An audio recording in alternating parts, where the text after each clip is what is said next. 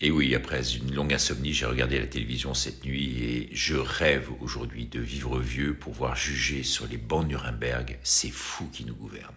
Les propos de ce général concernant nos enfants, c'est un véritable scandale. Et ce type-là, il faut tout simplement le placer sur la liste noire de la maconnerie. Des propos d'un sadisme épouvantable, avec ce petit sourire en coin de circonstance.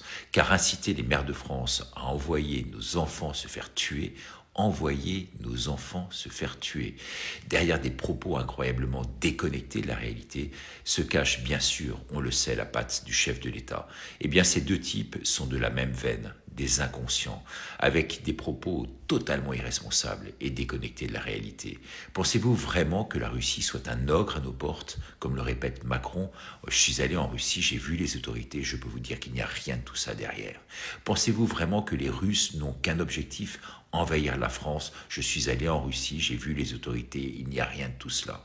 Une menace de guerre pèse-t-elle vraiment sur la France aujourd'hui? J'ai été en Russie, j'ai vu les autorités, il ne faut pas chatouiller Poutine outre mesure, lui qui je trouve a aujourd'hui une forme de retenue absolument incroyable.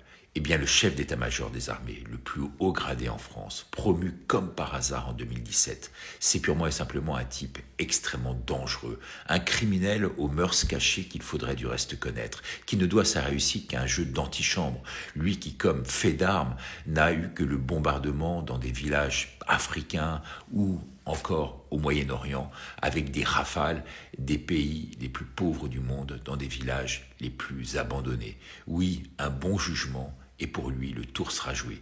Et puis cet incroyable kit d'urgence qu'il promeut, ce petit guide de 30 pages qui est en effet juste ahurissant.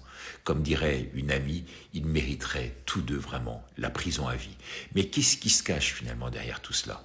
La monstrueuse manipulation de nos angoisses, des angoisses de nos compatriotes, qui n'ont qu'une envie aujourd'hui, nos compatriotes, les Français, c'est se barrer vite et bien. Ce pays tombe véritablement dans des travers de la violence perverse, une violence perverse aujourd'hui au pouvoir plus que jamais. Faites très attention les amis et prenez les bonnes dispositions et essayez vraiment par mesure de probité, de salubrité morale, physique et familiale de prendre le bon choix et la bonne tangente pendant qu'il est encore temps. C'est mon conseil du jour.